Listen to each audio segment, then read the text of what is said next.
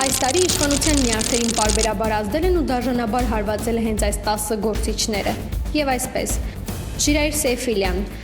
Ձմռանը նրա թիմակից Գևորգ Սաֆարյանն օպերայում տոնածառ տեղադրելու համար հայտնվեց ճաղերի հետևում։ Գարնանը նա բացահայտեց 800 հեկտարի կորուստը եւ անհարմար վիճակի մեջ գցեց իշխանություններին։ Ամռանն ինքն ազատազրկվեց ու հռչակվեց քաղբանտարկյալ, իսկ հետո իր մյուս թիմակիցները գրավեցին ՊՊԾ գունդը։ Աշունն էլ անցավ նրա սասնածռերի արածը քննարկելով։ Այսպիսով կլոր տարին նա գերլարման մեջ պահեց իշխանություններին եւ ապահովեց ամենաուժեղ հակաիշխանական ալիքը Հայաստանում։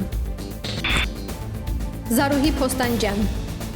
Նա իր ըմբոստ ու թունոտ ելույթներով ահաբեկեց իշխանության տարբեր ներկայացուցիչների, նրանց սպառնալով ֆիզիկական հաշվեհարդարով։ Ամոթը ձեզ, որ այստեղ հավաքվել եք եւ այստեղ պնդում եք։ Ամոթը նորից եմ ասում, ձեր ոսներ Սարգսյանի մեջ է։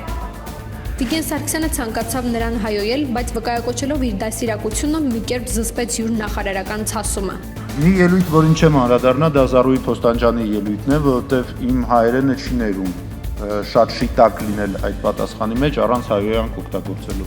Շարմազանովն էլ նրան բանաստեղծություն ձոնեց ասելով. Զարա քեզ այն տալը շարա։ Այսպիսով Զարուհին դարձավ ամենաթունդ հակաիշխանական падգամավորն ու ՀՀԿ-ի աչքի փուշը։ Վիլեն Գաֆեջյան Ողջ տարին սոց նախագծի հայոյանքները հեղեղեցին Facebook-ն ու մեծ հրճվանք պարգևեցին իշխանությունից դժգոհ զանգվածներին։ Երիտասարդների այս ագրեսիվ թիմը մեծ ոգևորությամբ միացավ թե սասնածռերի ապստամբությանը եւ թե քաղաքուսակցության ստեղծման գաղափարին։ Իշխանավորներին հայոյելուն զուգահեռ նրանք պարբերաբար բարձրացրեցին սոցիալական անարդարության ու աղքատության խնդիրները եւ կարողացան մի քանի բնակարաններ հայթայթել ու նվիրել Գյումրու անօթևաններին։ Անդրեաս Ղուկասյան Փողոցային ակցիաների եւ քաղաքացիական անհնազանդության մեծ վարպետը դարձավ ամենատանջված կալանավորներից մեկը։ Նրա երկարատև ու վտանգավոր հացադուլները, ընտանիքից նրա դաժան մեկուսացումն ու նրա այլ զրկանքները ռոմանտիկ հեղափոխականին դարձրեցին այս տարվա ամենաճանաչված հակաիշխանականներից մեկը։ Արմեն Մարտիրոսյան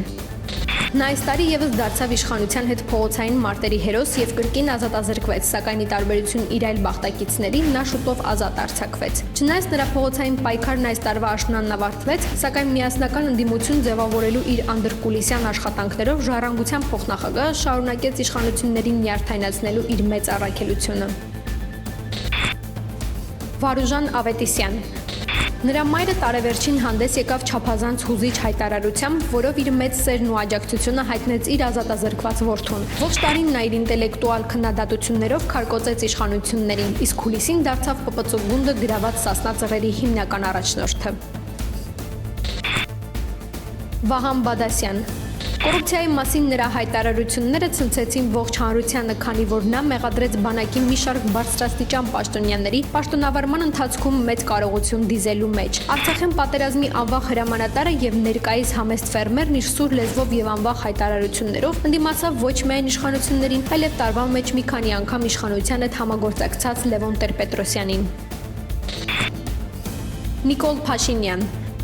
Նա ազգային ժողովում պարբերաբար հարձակվեց ոչ միայն իշխանական առանձին սուբյեկտների վրա, այլև պատռեց ընդդիմադիրի կերպարով հանդես եկող բազմաթիվ գործիչների դիմակները, որոնցից մեկի հետ էլ վերջում որոշեց դաշինք կազմել։ Նրան հաջողվեց լարում ապահովել Հրազդանի ընտրություններում։ Նա կարողացավ իշխանությունից գրավել մեկ գյուղ եւ վերջում էլ ձևավորեց այս տարվա առաջին ընդդիմադիր դաշինքը։ Էդմոն Մարուքյան Ճիշտ է, նախկինում նա քվեարկում էր իշխանության բյուջեների օգտին եւ ըստ իր դաշնակցի վկայության մեծ հաջողությամբ համագործակցում էր իշխանությունների հետ, այդուհանդերձ նա կատարեց այս տարվա ամենաիրական հակաիշխանական քայլը՝ պարալիզացրեց Վանաձորի ավագանու աշխատանքները եւ հարամեց Վանաձորի նորընտիր քաղաքապետի պաշտոնավարումը։